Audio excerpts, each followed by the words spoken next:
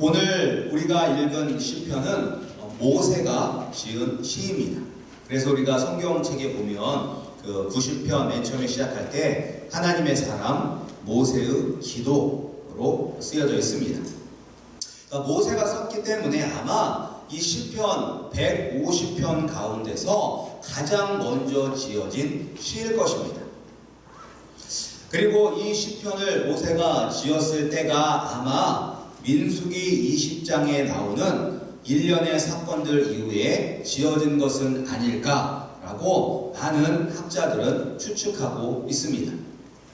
근데 그 민수기 20장에 어떤 일들이 있냐면 먼저 모세의 누나였던 미리암이 죽음이 나옵니다. 미리암의 죽음이 나옵니다. 이제 그리고 나서 얼마 지나지 않아 물이 없다고 불평하는 이스라엘 백성들에게 하나님께서 이제 모세에게 말씀하시죠. 반석의 명에서, 그러니까 반석에게 이야기를 해서 물을 내라라고 이야기를 합니다. 그런데 이 모세는 끊임없이 불평불만하는 이스라엘 백성들의 화가 난 것 같아요. 그래서 하나님은 말씀으로 반석에 명하라고 했는데 이 모세는 어떻게 했냐면 먼저 소리를 쳤어요. 사람들을 향해서. 반역한 너희여 들으라. 우리가 너희를 위하여 이 반석에서 물을 내랴 라고 하면서 자기가 가지고 있던 지팡이를 들어서 반석을 2번 내려칩니다. 근데 이 사건 때문에 하나님의 말씀에 불순종하게 됩니다. 그리고 평생 소원이었던 약속의 땅에 들어가지 못하는 벌을 받게 됩니다. 그리고 나서 또 자신의 형이었던 아론의 죽음을 경험합니다. 그러니까 이런 일련의 사건들을 경험한 후에 시편 90편을 모세가 썼다라고 많은 학자들이 추측하고 있습니다.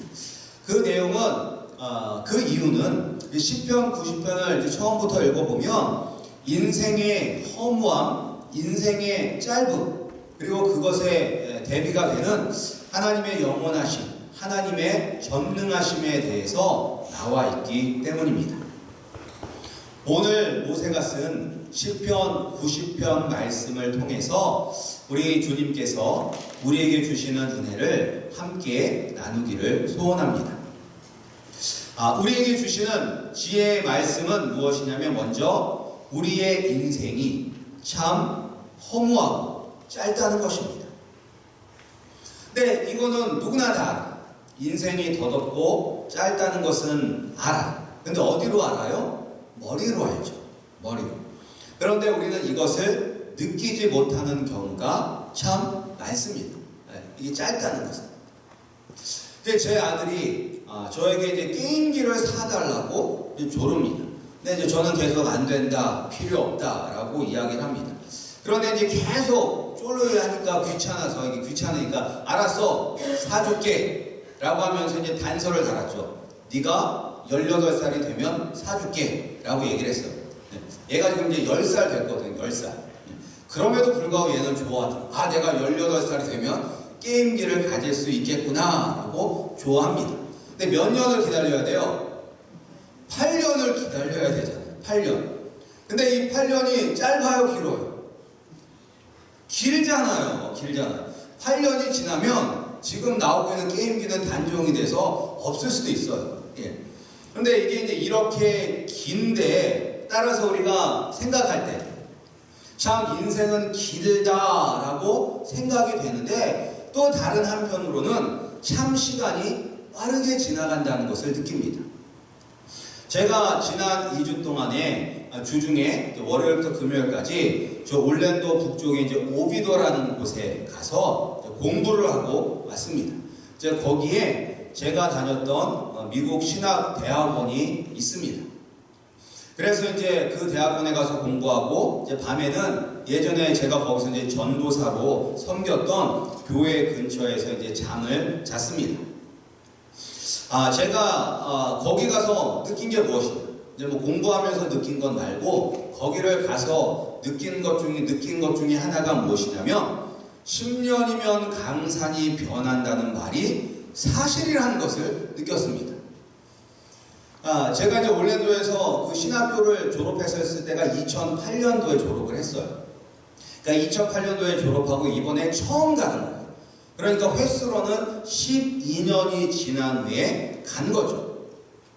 그래서 이제 12년 전에 제가 이제 거기서 한 5년 반을 살았었으니까 이제 그 예전의 향수를 느끼기 위해서 예전에 다니던 길로 이제 숙소와 학교를 이제 왔다 갔다 했습니다. 그래서 일부러 이제 옛 생각하느니라고 더 돌아서도 가고 예전에 자주 다녔던 그 도로를 이용해서 가고 그리고 제가 예전에 살았던 아파트들 한 2군데를 그 앞을 일부러 지나쳐 가기도 했었습니다. 그런데 2008년도와 2020년도에 그 동네는 완전히 달랐습니다. 예전의 흔적을 찾기 어려울 정도로 변했습니다.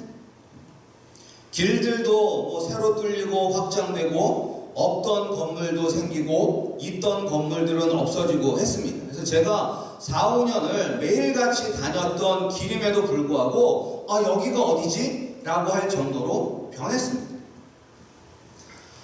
학교를 다닌 것이 엊그제 같은데 아직도 생생하고 가끔 막 시험에 페일해서 막 걱정하는 그런 꿈도 가끔 꾸는데 이제 학교를 졸업한 것이 바로 어제 같은데 이렇게 변하다니 라고 너무 신기했고 기분이 좀 이상했어요.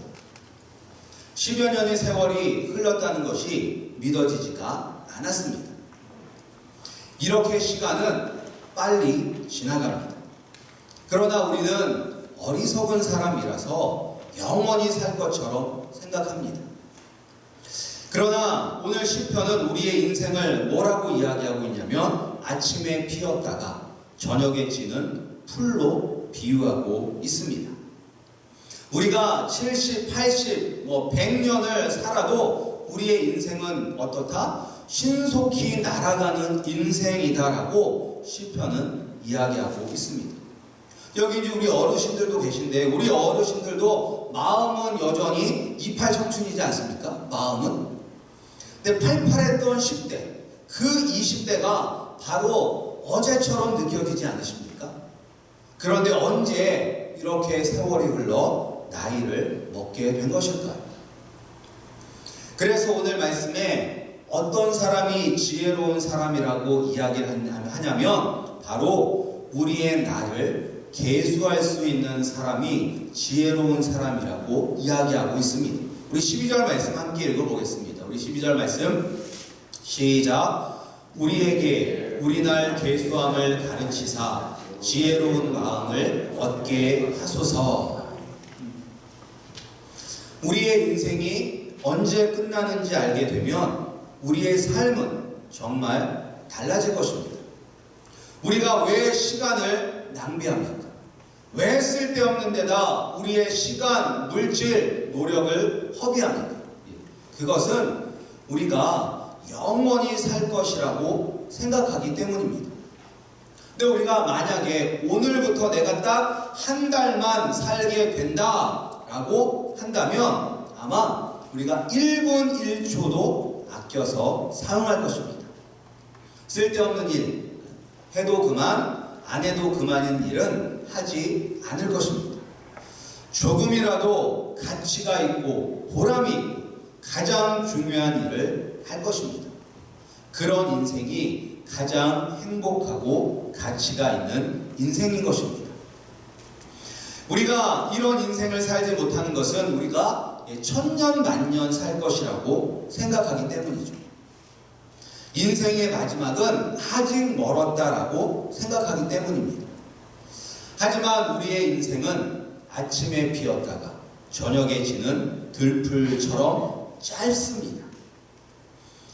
우리의 남은 날을 계수할 줄 알아 이 땅에서의 인생을 가치 있고 보람되게 사시는 우리 성도님들이 되시기를 주님의 이름으로 축복합니다. 그래서 이런 축복을 살려면 우리가 매일매일 어떻게 살아야 되냐면 오늘이 바로 마지막 날이다라고 생각하고 살아야 돼요. 오늘 우리가 눈을 뜨면 오늘 예수님이 오신다라고 생각을 하세요. 이게 바로 종말론적 삶을 살아가는 것입니다. 오늘 예수님이 오신다면 우리는 헛된 일을 하지 않을 거예요. 가장 그 시간을 주님을 위하여 살아갈 것입니다. 따라서 오늘이 내 인생의 마지막 날이라고 생각하시고 가장 가치 있고 보람 있는 삶을 사시는 우리 성도님들이 되시기를 주님의 이름으로 축복합니다. 그런데 왜 우리는 인생이 이리 짧은 인생을 살게 되었으며, 그리고 그 짧은 인생을 살면서도 왜 영원할 것이라고 착각하면서 살아가는 것인가? 그것은 바로 죄 때문입니다. 죄. 근데 이 죄는 사람에게 짓는 죄가 아니라 하나님께 짓는 죄입니다. 죄의 문제에서 자유로울 수 있는 사람은 없습니다. 사람에게는 들키지 않을 수 있으나 자신은 알고 있습니다. 내가 얼마나 죄가 많은 사람인지, 내가 생각하는 것들이 얼마나 죄악된 생각들이 많은지, 내가 얼마나 많은 사람들을 생각으로 정죄하고 비난하고 죽였는지 다른 사람은 다 몰라도 나는 알고 있습니다. 그리고 하나님도 다 알고 있습니다. 우리 8절 말씀 함께 읽겠습니다. 우리 8절 말씀입니다. 시작. 주께서 우리의 죄악을 주의 앞에 놓으시며 우리의 은밀한 죄를 주의 얼굴빛 가운데에 두셨사오니. 오늘 말씀에 보면 우리는 이제 우리 자신까지 속이면서도 죄를 짓는데 누구는 못 속여요? 하나님은 못 속여요. 우리가 은밀하게 짓는 죄도 하나님의 눈앞에서 짓는 죄인 것입니다. 우리가 거룩하고 깨끗하게 사는 척을 했는데 우리가 추악한 인생을 사는 것을 만약에 누구에게 들키면 어때요? 들키면 너무 창피하고 부끄럽죠. 그래서 어떤 사람들은 그런 창피함과 부끄러움 때문에 이사를 가기도 하고 목숨을 끊기도 하잖아요. 너무나 부끄럽기 때문에. 근데 우리가 그런 부끄러운 짓을 누구 앞에서 하고 있다는 거예요? 하나님 앞에서 하고 있다는 것입니다. 우리는 원래 영원히 살 수 있는 사람들이었습니다. 우리의 최초의 조상이었던 아담과 하와가 죄를 짓지 않았다면 우리는 천년 만년 살 수 있는 사람들이었습니다. 그런데 아담과 하와의 죄 때문에, 그리고 내가 짓는 죄 때문에 우리는 먼지와 같은 존재가 되었습니다. 하나님의 진노와 분노를 받으며 살아야 하는 비참한 존재가 되었습니다. 그런데 문제는 우리가 하나님께서 죄에 대하여 얼마나 노여워하시는지, 죄에 대한 진노가 얼마나 큰지 우리는 모른다는 것입니다. 그냥 우리는 본능적으로 죽음을 두려워할 뿐이지 하나님의 진노와 분노의 두려움은 모른 채 살아갑니다. 그런데 이 하나님의 죄에 대한 진노와 분노를 아시는 유일한 분이 계셨어요. 그분은 바로 예수님입니다. 그래서 예수님께서 십자가에 못 박혀 죽으시기 전날 밤에 겟세마네 동산에 가셔서 기도하셨잖아요. 근데 기도할 때 얼마나 간절하게 기도했냐면 이 땀방울이 핏방울처럼 될 때까지 기도하셨어요. 근데 그 기도의 내용이 무엇이냐? 이 잔을 내게서 옮겨달라는 기도였었습니다. 근데 그 잔이 의미하는 것이 무엇이냐? 그 잔은 하나님의 진노, 하나님의 분노입니다.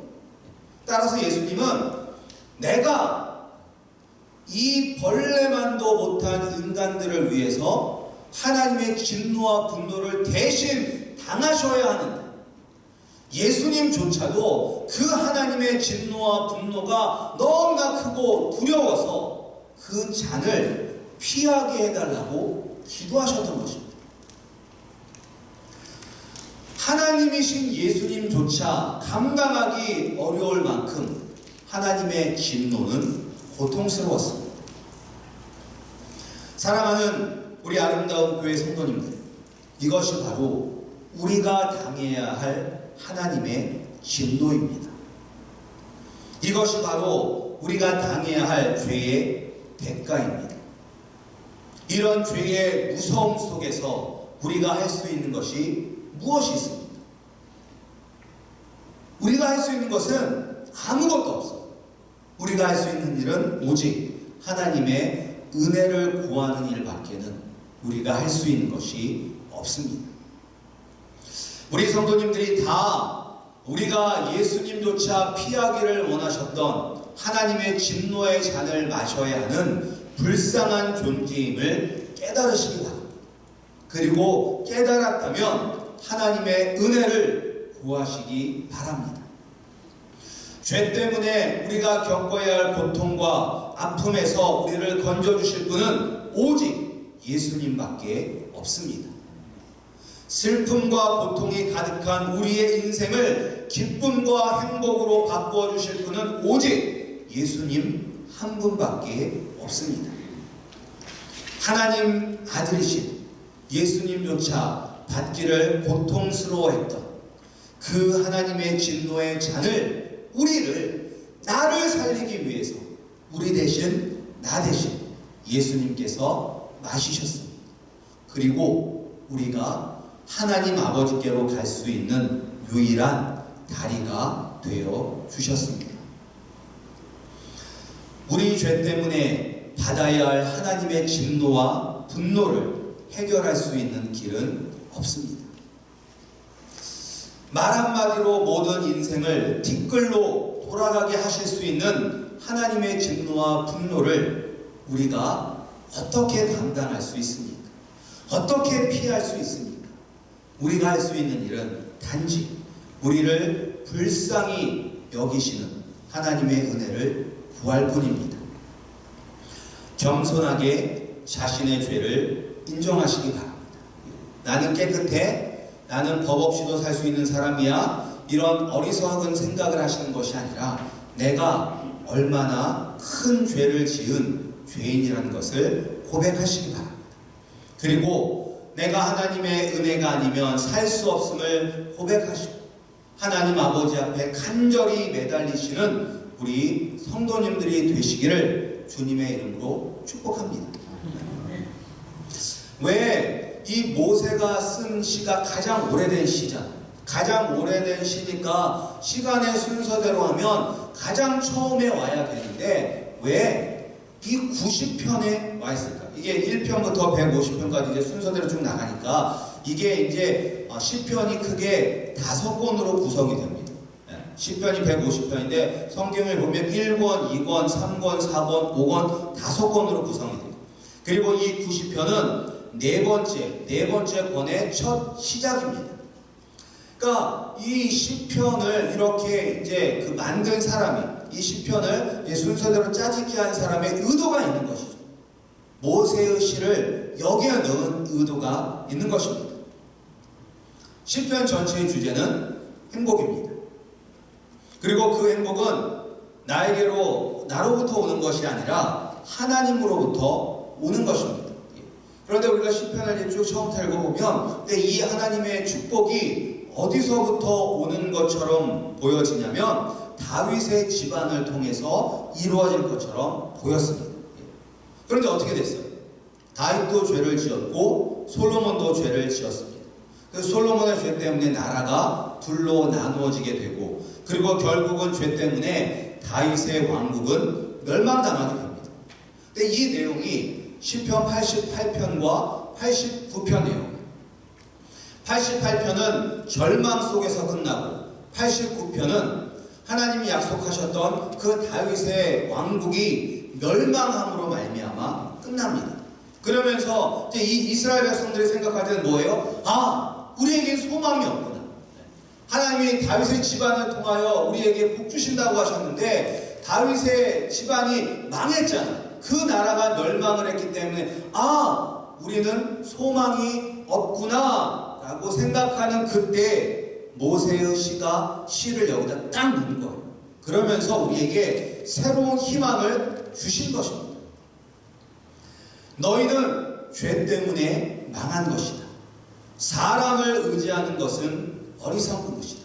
아무리 다윗이 위대한 왕이라 할지라도 다윗도 너희와 똑같은 연약하고 어리석은 인생이다라는 것을 보여주시는 거예요. 짧고 허망한 인생을 의지하는 것은 지혜로운 것이 아니다. 너희는 영원하신 하나님을 의지하라. 헛되고 먼지와 같이 하찮은 인생이 너희가 머물 곳이 아니라 영원하신, 이 세상을 만들기 시기 전부터 영원하신 하나님의 거처가 바로 너희가 거할 곳이다. 그곳에 들어가기 위해서 죄의 문제를 해결해야 합니다. 하나님의 은혜를 구하면 성령님을 통해서 우리가 예수 그리스도를 믿을 수 있는 은혜를 주신다라는 것을 모세의 시를 통해서 우리에게 말씀해 주시고 있는 것입니다. 우리의 인생이 참 한순간이라는 것을 깨달으셔서 주님의 은혜로 예수님을 믿고 영원한 하나님의 처소에 거하시는 우리 아름다운 교회 성도님들이 되시기를 주님의 이름으로 축복합니다.